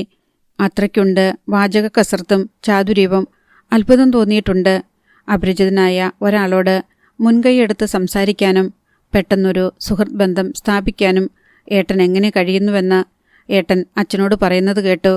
5 പേരിൽ 2 പേർ എഞ്ചിനീയർമാരാണ്. ഒരു കൃഷ്ണമേനോനും സേതുമാധവനും. സേതുമാധവൻ ജൂനിയർ എഞ്ചിനീയറാ. പിന്നെ ഒരു ഗോപാലകൃഷ്ണൻ, വിജയകുമാർ ചെറിയാൻ. നിനക്കെന്താ അവരുമായിട്ട് ചങ്ങാത്തം? അച്ഛൻ ചോദിച്ചു. ആരെ പിടിച്ചാലാ ഒരു പണി ഒപ്പിച്ചു കിട്ടുന്നതെന്ന് നോക്കി നടക്കുവാ ഞാൻ. അവരുമായിട്ട് ലോഹ്യത്തിലിരുന്നാൽ അത്യാവശ്യത്തിന് വല്ല ശുപാർശയോ മറ്റോ. നീ അവർക്കൊരു ശല്യമായി തീരരുത്, പറഞ്ഞേക്കാം. അമ്മ ഒരു ദിവസം മുന്നറിയിപ്പ് നൽകി. ശല്യമോ? ഞാനൊരു ദിവസം ചെന്നില്ലെങ്കിൽ പിറ്റേന്ന് ചെല്ലുമ്പോൾ അവരെന്നെ വഴക്ക് പറയും, അറിയാമോ? അത്ര കാര്യമായി എന്നെ. പ്രത്യേകിച്ച് ആ സേതുമാധവൻ സാറിന്. ചെസ് കളിയിൽ എന്നോടൊരു ദിവസം 2 തോൽവി വെച്ചെങ്കിലും വാങ്ങിച്ചില്ലേൽ അങ്ങേർക്ക് ഉറക്കം വരില്ല. അയാളൊരു നല്ല മനുഷ്യനാ. കൊള്ളാവുന്ന തറവാട്ടിൽ പിറന്നതാ. ഏട്ടൻ വാദിച്ചു. ആണെങ്കിൽ കൊള്ളാം. അങ്ങേർക്ക് രാഷ്ട്രീയക്കാരുമൊക്കെയായിട്ട് നല്ല പിടിപാടാ. ജോലിയുടെ കാര്യത്തിന് ശുപാർശ പറയാമെന്ന് സമ്മതിച്ചിട്ടുണ്ട്. ഏട്ടന് ഒറ്റ ലക്ഷ്യമേ ഉണ്ടായിരുന്നുള്ളൂ, ഒരു ജോലി. സേതുമാധവൻ എന്നയാളിനെ പലതവണ കാണാനിട വന്നു. കടവിൽ വെച്ചും വഴിയിൽ വെച്ചും പിന്നെ വീട്ടുമുറ്റത്ത് വെച്ചും. കണ്ടാൽ ആരും ഒന്നും കൂടി നോക്കുന്ന ആകാരം. വെളുത്ത് നല്ല മെയ്യുതുക്കവും ആരോഗ്യവും സൗന്ദര്യവുമുള്ള യുവാവ്. 25 വയസ്സ് തോന്നിക്കും. കടവിൽ വെച്ച് കണ്ടപ്പോൾ രാധികയും ഉഷയും തൻ്റെ കൂടെ ഉണ്ടായിരുന്നു. അയാൾ കുളിച്ചിട്ട് കയറി പോവുകയാണ്. ഇടയ്ക്ക് തന്നെ നോക്കി ഒന്ന് ചിരിച്ചുവെന്ന് തോന്നി. അന്നൊക്കെ നേരെ നോക്കാൻ ഭയമാണ്. ഒന്ന് പാളി നോക്കിയിട്ട് കണ്ണുകൾ താഴ്ത്തിക്കളയും. അമ്പടാ അവൻ്റെ ഒരു ഇളി. രാധികയുടെ പുച്ഛം. എടി, കുറച്ചുകൂടി മര്യാദയ്ക്ക്, ഉഷ താക്കീത് ചെയ്തു. അയാൾ മുകളിലെത്തിയിരുന്നു. കേട്ടില്ലെന്ന് തോന്നി. അതോ കേട്ടില്ലെന്ന് നടിച്ചതോ? വിഷുവിൻ്റെ അന്ന് ഉച്ചയ്ക്കാണ് നേരിട്ട് പരിചയപ്പെട്ടത്. അതൊരു പരിചയപ്പെടലൊന്നുമായിരുന്നില്ല. ഏട്ടനാണ് സേതുമാധവനെ വീട്ടിൽ ക്ഷണിച്ചുകൊണ്ടുവന്നത്. അച്ഛനും അമ്മയ്ക്കും പരിചയപ്പെടുത്തി. അച്ഛനുമായിട്ട് ആൾ പെട്ടെന്ന് ചങ്ങാത്തമായി. ഏട്ടനെപ്പോലെ തന്നെ സംഭാഷണ ചാതുര്യമുള്ള മനുഷ്യൻ. അച്ഛന് ആളെ ഇഷ്ടപ്പെട്ടെന്ന് ചിരിയും സംസാരവും കേട്ടാൽ തിരിച്ചറിയാമായിരുന്നു. ഊണും കൂടി കഴിഞ്ഞിട്ടാണ് ഏട്ടൻ തന്നെ തിണ്ണയിലേക്ക് വിളിപ്പിച്ചത്. എന്നിട്ടൊരു പരിചയപ്പെടുത്തലും. എൻ്റെ ഒറ്റ പെങ്ങളാ. PDCക്ക് പഠിക്കുക. മരമണ്ടിയ. പേര് നന്ദിനി. അത് ശരി. നന്ദകുമാർ പലപ്പോഴും നന്ദിനി നന്ദിനി എന്ന് പറയുന്നത് കേട്ടിട്ടുണ്ട്. അപ്പോഴൊക്കെ ഞാൻ ഓർത്തു വീട്ടിൽ വളർത്തുന്ന പശുവോ മറ്റോ ആണെന്ന്. അല്ലേ അമ്മാവ? പശുക്കൾക്ക് അങ്ങനെ പേരിടാറില്ലേ? പശുക്കൾക്ക് നന്നേ ചേരുന്ന പേരാ അത്. ഞങ്ങളുടെ വീട്ടിലുണ്ടായിരുന്നു ഒരു നന്ദിനി പശു. ചവിട്ടും തൊഴിയും ഒന്നുമില്ലാത്ത പാവം പശു. ദേഷ്യവും സങ്കടവും അടക്കാൻ കഴിഞ്ഞില്ല. അപ്പോൾ തന്നെ മുറിക്കകത്ത് കയറി. അച്ഛൻ്റെയും ഏട്ടൻ്റെയും ചിരി. നന്ദിനി. ഏട്ടൻ വിളിച്ചു. മിണ്ടാൻ പോയില്ല. നന്ദിനി, ഇവിടെ വരാൻ. എന്തിനാ? വാതിൽക്കൽ നിന്ന് ദേഷ്യത്തോടെ ചോദിച്ചു. നിനക്ക് ഇദ്ദേഹത്തെ പരിചയപ്പെടണ്ടേ? വേണ്ട. എന്നാലും അങ്ങനെയല്ലല്ലോ കീഴ്വഴക്കം. നീ ഇങ്ങു വാ. എനിക്കാരെയും കാണുകയും വേണ്ട, പരിചയപ്പെടുകയും വേണ്ട. അയാൾ പോകുന്നതുവരെ പിന്നെ വെളിയിലേക്ക് ഇറങ്ങിയില്ല. പശുക്കളുടെ പേരാണത്രേ നന്ദിനി. വൈകുന്നേരം പറയുകയും ചെയ്തു. ഏട്ടാ, ദേ, എന്നെ കളിയാക്കാനായിട്ട് ഇങ്ങോട്ടാരെയും കൂട്ടിക്കൊണ്ടു വരണ്ട കേട്ടോ. എൻ്റെ സ്വഭാവം മാറും. ഒരു വലിയ എഞ്ചിനീയർ. ഏട്ടൻ അയാൾ വലുതായിരിക്കും. എനിക്കത്ര വലുതൊന്നുമല്ല. കാര്യം പറഞ്ഞാൽ പോരെ, നീ എന്തിനാ കരയുന്നേ? അയാൾ നമ്മുടെ തിണ്ണയിൽ വന്നിരുന്ന് എന്നെ കളിയാക്കിയിട്ട് ഏട്ടൻ എന്തെങ്കിലും മിണ്ടിയോ? നീ എന്നോട് വഴക്കുണ്ടാക്കാൻ വന്നിരിക്കുക. നോക്കിക്കോ, നാളെ ഞാൻ അയാളെ വിളിച്ചോണ്ട് വരും. ഏട്ടനോട് അന്ന് മുഴുവൻ പിണക്കം ഭാവിച്ചിരുന്നു. ഇനി ഒരിക്കലും മിണ്ടില്ല, കൂട്ടുകൂടില്ല എന്നൊക്കെ ശപഥം ചെയ്തു. പക്ഷേ ഏട്ടനോട് പിണങ്ങിയിരിക്കാൻ വയ്യ. കാരണം എവിടെ പോകണമെങ്കിലും ഏട്ടനെയുള്ളൂ കൊണ്ടുപോകാൻ. സിനിമയ്ക്ക്, ഗാനമേളയ്ക്ക്, മീറ്റിങ്ങിന്, ഉത്സവത്തിന്, എവിടെയും ഏട്ടൻ്റെ പുറകെ ഒരുങ്ങിയിറങ്ങും. കൂടെ കൊണ്ടുപോകാൻ ഒരു മടിയുമില്ല. എങ്ങോട്ടിറങ്ങിയാലും ഏട്ടന് പരിചയക്കാരാണ്. അവർക്കെല്ലാം തന്നെ പരിചയപ്പെടുത്തി കൊടുക്കും. എൻ്റെ പെങ്ങളാ നന്ദിനി. അന്നേരം എന്തുമാത്രം അഭിമാനമാണ്. ഒന്നും കൂടി ഞെളിഞ്ഞു നിൽക്കും. നന്ദകുമാരൻ്റെ പെങ്ങളല്ലേ ഞാൻ. അച്ഛനും അമ്മയും ഏട്ടനെ വഴക്ക് പറയുമായിരുന്നു, തന്നെ ഇങ്ങനെ കൊഞ്ചിച്ച് കൂടെ കൊണ്ടു നടക്കുന്നതിന്. അധ്യായം 7. സേതുമാധവനോട് ആദ്യമൊക്കെ അമർഷമാണ് തോന്നിയിരുന്നതെന്ന് നന്ദിനി ഓർത്തു. വൈകുന്നേരമായാൽ ഏട്ടനോടൊപ്പം സേതുമാധവനും കടവിലെ കൽപ്പടികളിൽ വന്നിരുന്ന് വർത്തമാനം പറയും. ഒരിക്കൽ കുളിക്കാനായി ചെന്നപ്പോൾ ഏട്ടൻ പറഞ്ഞു, എളുപ്പം കുളിച്ചു കയറി പോയിക്കൊള്ളണം. കൂട്ടുകാരികളോട് കിന്നിരിച്ചു നിൽക്കാതെ. ആണുങ്ങൾക്കും കുളിക്കേണ്ടതാ ഇവിടെ, കേട്ടോടി. പിന്നെയൊരിക്കൽ ഉഷയുമൊത്ത് കടവിലേക്ക് പോകുമ്പോൾ സേതുമാധവൻ എതിരെ വരുന്നത് കണ്ടു. തൊട്ടു മുൻപിൽ വന്ന വലിയ ഗൗരവത്തിൽ അയാൾ പറഞ്ഞു, കൂട്ടുകാരികളോട് കിന്നിരിച്ചു നിൽക്കാതെ എളുപ്പം കുളിച്ചു കയറി പോയിക്കൊള്ളണം. ആണുങ്ങൾക്കും കുളിക്കേണ്ടതാ ഇവിടെ, കേട്ടോടി. ആദ്യം അന്തം വിട്ടുപോയി. വലിയ അധികാരഭാവത്തിലാണ് പറച്ചിൽ. അയാൾ കടന്നുപോയി. പെട്ടെന്ന് സംഗതി പിടികിട്ടി. അയാൾ ഏട്ടനെ അനുകരിച്ചതാണ്. അതോർത്തപ്പോൾ ചിരിയാണ് വന്നത്. പകച്ചു നിൽക്കുകയായിരുന്ന ഉഷ ചോദിച്ചു, അയാൾക്കെന്താ കൽപ്പിക്കാൻ കാര്യം? അയാൾ ആരാ നിന്റെ? കുറുമ്പ് പറഞ്ഞതാടി. ഇന്നലെ ഏട്ടൻ പറഞ്ഞില്ലേ, അയാൾ ഏട്ടനായിട്ട് ഒന്ന് അഭിനയിച്ചു നോക്കിയതാ. ആയിടയ്ക്കാണ് PDC പരീക്ഷയുടെ റിസൾട്ട് വന്നത്. ജയിക്കുമെന്ന് ഉറപ്പായിരുന്നു. എന്നാലും ക്ലാസ് കിട്ടുമെന്ന് കരുതിയല്ല. ക്ലാസ് ഉണ്ടെന്നറിഞ്ഞപ്പോൾ എന്തു സന്തോഷമായിരുന്നു. തുള്ളിച്ചാടുകയായിരുന്നു. ഏട്ടൻ പറഞ്ഞിട്ടായിരിക്കാം സേതുമാധവനും അറിഞ്ഞത്. ഇടവഴിയിൽ വെച്ച് കണ്ടപ്പോൾ അയാൾ വിളിച്ചു, നന്ദിനിക്കുട്ടി. മുഖമുയർത്തു നോക്കി. ഞാൻ നന്ദിനിക്കുട്ടിയെന്ന് വിളിച്ചാൽ അർത്ഥം എന്താണെന്ന് അറിയാമല്ലോ. വഴക്കിനാണെന്ന് കരുതി നടക്കാൻ ഭാവിച്ചപ്പോൾ ഉത്തരവ്, നിൽക്ക്. അറിയാതെ നിന്നുപോയി. ഏട്ടൻ പരിചയപ്പെടുത്തിയ മണ്ടിപ്പെണ്ണ് ക്ലാസ് വാങ്ങിയെന്നറിഞ്ഞു. കൺഗ്രാജുലേഷൻസ്. താങ്ക്സ്. വീണ്ടും നടക്കാൻ ഭാവിച്ചപ്പോൾ, പിന്നെയേ ഈ പാവാടയും ബ്ലൗസുമൊക്കെ മാറ്റിയിട്ട് സാരിയൊക്കെ ഉടുത്തു പഠിക്കണം. കെട്ടിക്കാൻ പ്രായം കഴിഞ്ഞല്ലോ. ഇപ്പോഴും ഇള്ളക്കുട്ടിയാണെന്ന വിചാരം ഏട്ടനെടുത്ത് തലയിൽ കയറ്റി വെച്ചിരിക്കുകയല്ലേ. നഷ്ടമൊന്നും വന്നില്ലല്ലോ. നഷ്ടമുണ്ട്. എന്നാൽ കണക്കായിപ്പോയി. വീട്ടിൽ വന്ന് കുറേ കഴിഞ്ഞപ്പോൾ തോന്നി അയാൾ പറഞ്ഞത് ശരിയാണെന്ന്. ഈ വർഷം മുതൽ താൻ ബിരുദ വിദ്യാർത്ഥിനിയാണ്. സാരി വേണമെന്ന് അമ്മയോട് പറയാൻ തീരുമാനിച്ചു. അമ്മ അച്ഛനോട് പറഞ്ഞു. പക്ഷെ ഫലമുണ്ടായില്ല. ഒടുവിൽ ഏട്ടനെ തന്നെ ആശ്രയിക്കേണ്ടി വന്നു. ഏട്ടൻ ഹാഫ് സാരിയാണ് നിർദ്ദേശിച്ചത്. അതിൻ്റെ പേരിൽ ഏട്ടനുമായി പിണങ്ങി. സാരി ഉടുക്കാൻ വരട്ടെ, ദാവണി ചുറ്റി നോക്ക്, അത് കഴിഞ്ഞിട്ട് മതി, ഏട്ടൻ പറഞ്ഞു. കുറേ നാൾ ദാവണി ചുറ്റി നടന്നു. ഏട്ടനോട് മല്ലടിച്ചും കെഞ്ചിയും ഒടുവിലൊരു സാരി വാങ്ങിക്കിട്ടി. ആയിടയ്ക്കൊരു വൈകുന്നേരം കടവിലെ കൽപ്പടിയിൽ വെച്ച് സേതുമാധവനെ കണ്ടു. അയാൾ തനിച്ചേ ഉണ്ടായിരുന്നുള്ളൂ. താനും ഒറ്റയ്ക്ക്. നന്ദിനിക്കുട്ടി, അയാൾ സൗമ്യമായി വിളിച്ചു. ചോദ്യഭാവത്തിൽ നോക്കി. സത്യം പറ, നന്ദിനിക്കുട്ടിക്ക് എന്നോട് വഴക്കാണോ? എനിക്കാരോടും വഴക്കില്ല. പിന്നെ സ്നേഹമാണോ? സ്നേഹവുമില്ല. അതുപോരാ, എനിക്ക് നന്ദിനിക്കുട്ടിയുടെ സ്നേഹം വേണം. ആദ്യമായി അയാളുടെ മുൻപിൽ നിൽക്കാൻ പരിഭ്രമം തോന്നി. നന്ദിനിയെന്ന് വെച്ചാൽ കാമധേനുവാണ്. എന്തു ചോദിച്ചാലും തരുന്നവൾ. നന്ദിനിക്കുട്ടിയുടെ സ്നേഹം മാത്രമേ ഞാൻ ചോദിക്കുന്നുള്ളൂ. പുഞ്ചിരിച്ചുകൊണ്ടാണ് നിൽപ്പ്. ഒന്നും മിണ്ടാതെ പടികേറിപ്പോന്നപ്പോൾ പാദങ്ങൾ ഇടറുന്നുണ്ടെന്ന് തോന്നി. രാത്രിയിൽ ഉറക്കം അകന്നു നിന്നു. അയാളൊരു തമാശ പറഞ്ഞതല്ലേ? അല്ലേ? വീട്ടിൽ പറഞ്ഞാലോ? വേണ്ട. കാര്യമായിട്ട് പറഞ്ഞതാണെങ്കിലോ? എന്നാൽ തീർച്ചയായും ഏട്ടനോടെങ്കിലും പറയണ്ടേ? അനാവശ്യമല്ലേ പറഞ്ഞത്? അത് പറയാൻ എന്തധികാരമാണ് അയാൾക്കുള്ളത്? അത്രയും തൻ്റെ ഇടം കൊള്ളാമോ? എന്നാലും വീട്ടിൽ പറയേണ്ടെന്ന് തീരുമാനിച്ചു. ഇനി ഇങ്ങനെ സംസാരിച്ചാൽ വീട്ടിലറിയിക്കുമെന്ന് ഒരു താക്കീത് കൊടുക്കണം. അല്ലെങ്കിൽ ഇനി അങ്ങനെ സ്നേഹം വേണമെന്നെങ്ങാനും പറഞ്ഞാൽ തരില്ലെന്ന് പറയണം. അങ്ങനെ സ്വയം പറഞ്ഞു നോക്കി. തരില്ല, തരില്ല. വാക്കിന് കടുപ്പം പോരെന്ന് തോന്നി. തരാൻ മനസ്സില്ലെന്ന് പറഞ്ഞാലോ? കാമധേനുവാണത്രേ. എന്താവശ്യപ്പെട്ടാലും നൽകുന്നവൾ. തരാൻ മനസ്സില്ല. കാര്യം തീർന്നല്ലോ. അങ്ങനെയൊക്കെ ചിന്തിച്ചെങ്കിലും അയാളെ അഭിമുഖീകരിക്കാൻ ആദ്യമായി ഭയം തോന്നി. അയാൾ പറയുന്നതിന് മറുപടി പറയാൻ കരുത്തില്ലെന്ന് തോന്നി. ഒഴിഞ്ഞു മാറാനുള്ള ശ്രമമായിരുന്നു പിന്നെ. വീട്ടുമുറ്റത്ത് കിണറുണ്ട്, കുളിപ്പുരയുണ്ട്. കടവിലേക്ക് പോകുന്ന പതിവ് നിർത്തി. അമ്മ ചോദിച്ചപ്പോൾ പറഞ്ഞു, പുഴ വെള്ളത്തിൽ കുളിച്ചിട്ടാണെന്ന് തോന്നുന്നു. ജലദോഷം പോലെ. വെള്ളം മാറി കുളിച്ചു നോക്കട്ടെ. എങ്കിലും അയാളെക്കുറിച്ചുള്ള ഓർമ്മ പലപ്പോഴും അസ്വസ്ഥതപ്പെടുത്തിയിരുന്നു. വെറുതെ ഇരിക്കുമ്പോൾ നോട്ടം ആ വീടിന് നേർക്ക് നീളും. അല്പനേരം കഴിഞ്ഞാണ് ഓർക്കുക, താൻ അവിടേക്ക് നോക്കുകയാണല്ലോ എന്ന്. ജാള്യതയോടെ പിന്മാറും. അങ്ങനെ ഭയപ്പെടേണ്ട കാര്യമൊന്നുമില്ലല്ലോ. അയാൾ പറഞ്ഞ ഒരു തമാശയെ ഭയന്ന് വീട്ടിനുള്ളിൽ ഒളിച്ചിരിക്കാൻ മാത്രം ഭീരുവാണോ താൻ? അങ്ങനെയാണ് വീണ്ടും കടവിൽ പോകാൻ തുടങ്ങിയത്. കുളിച്ചിട്ട് തിരിച്ചു കയറുമ്പോൾ കൽപ്പടികളിൽ അയാൾ കാത്തു നിൽക്കുന്നത് കണ്ടു. നന്ദിനിക്കുട്ടി എന്നെ ഭയന്ന് ഒഴിഞ്ഞു മാറുകയാണ് അല്ലേ?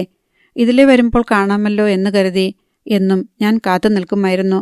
ഞാനന്ന് എൻ്റെ ഒരാഗ്രഹം പറഞ്ഞെന്നേയുള്ളൂ. എല്ലാ മനുഷ്യർക്കും ആഗ്രഹിക്കാൻ അവകാശമുണ്ടല്ലോ. നന്ദിനിക്കുട്ടിയുടെ സ്നേഹം മുഴുവൻ എനിക്ക് വേണമെന്ന് ഒരാഗ്രഹം. ഇഷ്ടമില്ലെങ്കിൽ ഇനിമേലിൽ ഞാൻ ശല്യപ്പെടുത്തുകയില്ല. സൗമ്യം മധുരമായ ശബ്ദം. അല്പം ധൈര്യം തോന്നി. എന്തിനാ എന്നോടങ്ങനെ പറഞ്ഞത്? അതൊന്നും ശരിയില്ല. ഞാൻ വീട്ടിൽ പറഞ്ഞു കൊടുക്കണമെന്ന് വിചാരിച്ചതാ. വീട്ടിൽ പറയുമെന്നാ ഞാൻ വിചാരിച്ചത്.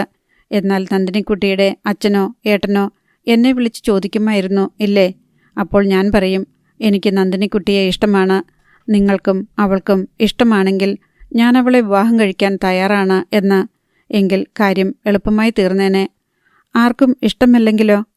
ഇഷ്ടമല്ലെങ്കിൽ ഇത്രയും നാൾ നന്ദിനിക്കുട്ടിയെ സ്നേഹിച്ചതോർത്ത് ആദ്യമൊക്കെ അല്പം വിഷമം തോന്നും. കുറച്ചുകാലം കഴിയുമ്പോൾ അതൊക്കെ മറക്കും. മനുഷ്യനല്ലേ. ധൈര്യമെല്ലാം ചോർന്നുപോയി. ഹൃദയത്തിനൊരു വിറയൽ പോലെ. പിന്നെ എന്തെങ്കിലും പറയാനോ കേൾക്കാനോ നിന്നില്ല. അന്നത്തെപ്പോലെ പതറിപ്പോയ, പകച്ചുപോയ ഒരു ദിവസം ജീവിതത്തിലുണ്ടായിട്ടില്ല. സുന്ദരനും ആരോഗ്യവാനും ഉദ്യോഗസ്ഥനുമായ ഒരു യുവാവ് തന്നെ രഹസ്യമായി സ്നേഹിക്കുന്നു. അന്ന് കടവിൽ വെച്ച് അയാൾ പറഞ്ഞത് വെറുമൊരു നേരമ്പോക്കായിരുന്നില്ല. അയാൾക്ക് തന്നെ വിവാഹം കഴിക്കാൻ ആഗ്രഹമുണ്ട്. പെട്ടെന്ന് വളർന്നു വലുതായതുപോലെ ഒരനുഭൂതി. ആരോടും പറയാത്ത ഒരു രഹസ്യം ഹൃദയത്തിനുള്ളിൽ രൂപം കൊണ്ടിരിക്കുന്നു. അത്ഭുതാവഹമായ ഒരു മാറ്റം സംഭവിച്ചു. തന്നിലുണ്ടായിരുന്നത് പലതും ചോർന്നുപോയി. പകരം എന്തൊക്കെയോ വന്നു നിറഞ്ഞു. വിഭ്രമപൂർണമായ ഒരു നിഗൂഢത വന്ന് പൊതിഞ്ഞു. ജന്മന അന്ധയായിരുന്നിട്ട് വളരെ വർഷങ്ങൾക്ക് ശേഷം പൊടുന്നനെ കാഴ്ചശക്തി കിട്ടിയതുപോലെ ഉൾപ്രേരണകളുടെ വേലിയേറ്റം. തന്നിൽ ഉറങ്ങിക്കിടന്നിരുന്ന പലതും പുറന്തോടുകൾ പൊട്ടിച്ച് ഹൃദയത്തിലേക്ക് കടന്നു. അവിടെ അവ ആധിപത്യം സ്ഥാപിച്ചു. മുൻപ് താൻ എന്താണെന്നറിയാമായിരുന്നു. പരിമിതി നഷ്ടമായി. സ്ത്രീത്വത്തിൻ്റെ അനന്തവും അഗാധവുമായ സാധ്യതകൾ തെളിഞ്ഞു വന്നു. ചിന്ത, വാക്ക്, പ്രവൃത്തി എന്നിവയിന്മേൽ അതിസൂക്ഷ്മമായ ജാഗ്രത വേണമെന്ന് മനസ്സിലായി. ഉറങ്ങാൻ കഴിയാതിരുന്ന ആ ഒറ്റ രാത്രിക്കുള്ളിൽ ഇതെല്ലാം സംഭവിച്ചു. രാവിലത്തെ പ്രഭാതത്തിലേക്ക് ഇറങ്ങി വന്നത് പുതിയൊരു നന്ദിനിയായിരുന്നു. സമാധിദശയിൽ നിന്നും പുറത്തുവന്ന ചിത്രശലഭത്തെപ്പോലെ വർണ്ണച്ചിറകുകളുണ്ടായിരുന്നു. നദിക്കരയിലെ പഴക്കം ചെന്ന ആ വീട്ടിനുള്ളിൽ തന്നെ സ്നേഹിക്കുന്ന ഒരു യുവാവുണ്ട്, സേതുമാധവൻ. എവിടെ നിന്നാലും ആ വീട്ടിനു നേർക്ക് കണ്ണുകൾ നീളും. കണ്ണത്ത ദൂരത്തായിരുന്നാലും ആ വീട് മനക്കണ്ണിൽ തെളിയും. കടവിലേക്ക് പോകുമ്പോൾ ഹൃദയം തുള്ളിത്തുടിക്കും. പാദങ്ങൾ വിറകൊള്ളും. കണ്ണുകൾ കള്ളത്തരത്തോടെ അങ്ങുമിങ്ങും ഉഴറിപ്പായും. സ്വയം ചോദിച്ചു, നിനക്കെന്തു പറ്റി? എന്താ നന്ദിനി ഇത്? രാത്രിയിൽ ഓർത്തോർത്ത് കിടക്കുമ്പോൾ അറിയാതെ കണ്ണു നിറയും. അപ്പോൾ സ്വയം ശാസിക്കും. ഓരോ ഞരമ്പിലും ഓരോ രക്താണുവിലും വിങ്ങിപ്പിടയുന്ന അസ്വസ്ഥതയോട് പോരാടി തളർന്ന ദിവസങ്ങൾ. ഒരു ദിവസം സേതുമാധവനെ തനിച്ചു കാണാനിടയായി. കോളേജ് വിട്ട് വീട്ടിലേക്ക് മടങ്ങുമ്പോഴായിരുന്നു. അടുത്ത ഭാഗം നാളെ.